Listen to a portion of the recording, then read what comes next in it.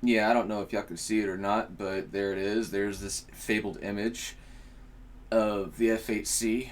Now, I have some thoughts on this, and I'm just going to put them out there for all of you to either haze me or agree with me. I don't give a fuck. I'm just going to throw them out there. So, the thought of people finally being able to have access to the ship they own is a good thing.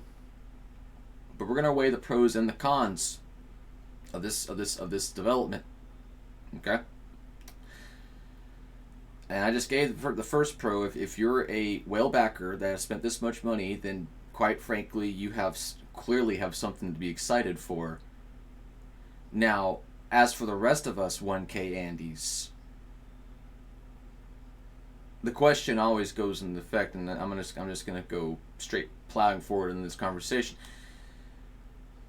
Are we going to allow that?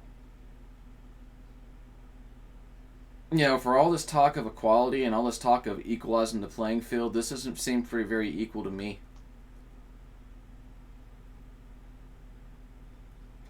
Now, I know the pay to win argument is going to be applied both ways into what I'm fixing to say, but quite frankly, it's time for us to pick the lesser evil here.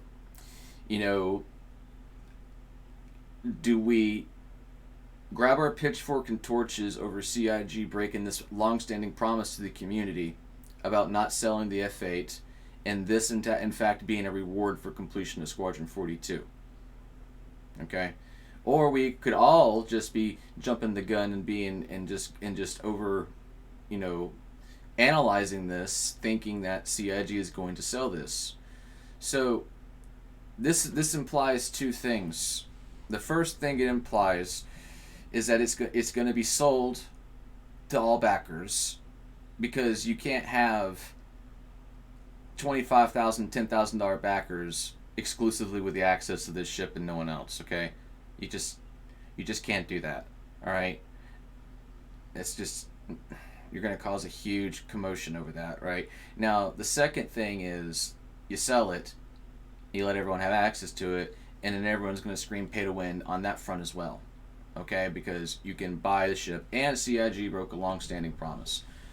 So it's damned if you do, damned if you don't in this situation, right? Now the second thing it implies is Squadron 42 is coming out relatively soon, and we're going to be able to unlock it when we beat the game. That's the second thing it implies. The reason why I saved that for last is because, quite frankly, the first thing I'm talking about is more likely the situation versus Squadron 42 being near completion or being close to a relatively close to release date. We'll just have to wait and see what happens. Okay. But those are my initial thoughts. If people don't have access to the ship like the whale backers do, you're going to cause a massive inequality there. All right, and people are I think that is the worst pay to win argument than allowing people to just buy the ship. So, yeah, at the end of the day, it makes CIG look bad because they broke another promise. But at the end of the day, guys, they've been breaking a lot of promises and they've been doing a lot of shit wrong. So, I mean, this doesn't surprise me. And then the final point I'm going to leave y'all with in this video is the fact that they are well behind in the amount of money they've made this year. And it seems like another reason it seems likely they're going to sell the ship to everybody is because, if the thought of a capital ship coming online again, right? And I've speculated there was an Anvil capital ship and all this other stuff. But now that this has come out, I'm changing my stance on that. No, there's probably not going to be an Anvil capital ship. Probably not. I don't know. But this right here is a game changer for predictions, and it makes fiscal sense for them to sell the ship to make up for the loss they've incurred this year. It's already in the game. Some of us have stolen it and flown it around, right? You know, no one's waiting for it. It's air quote flight ready, correct? So that'd be the slam dunk thing for the company to do if they really want to make up for losses they've incurred this year, right? Not selling a ship that's going to be like, oh, look, here's another fucking JPEG that's going to take another half a decade or a decade to get out there, right? So,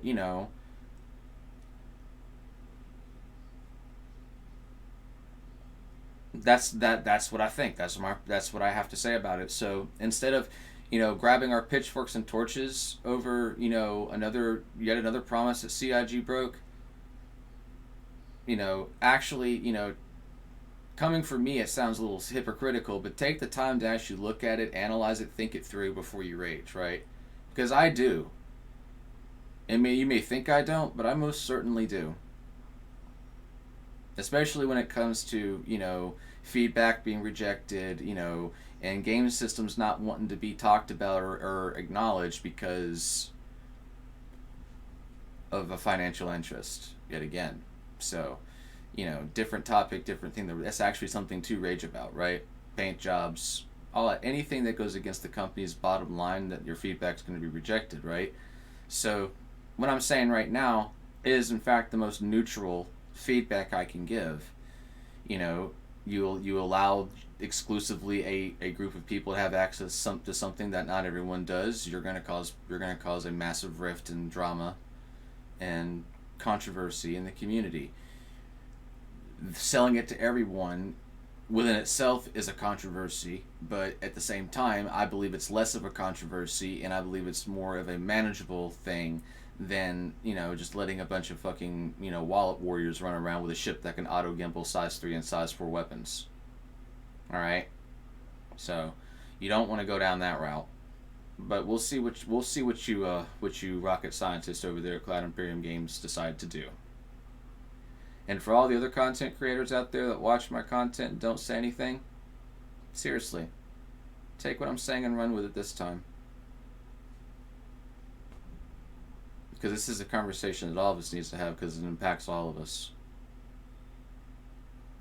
And I'm sure there's going to be a lot of whale backers out there that absolutely disagree with what I'm saying and think that they should, only them and only they alone should have access to their little F8 Lightning. All right. Be wary of those people. I would take what they say with a massive grain of salt, because they're the kind of people that, will probably sit there and scream that they want equality, but are demonstrating that they clearly don't want equality because they don't want you to have access to the ship. So keep that in mind when you're listening to people in the Star Citizen community that are in fact whale backers that own this ship. Alright? Y'all are on notice.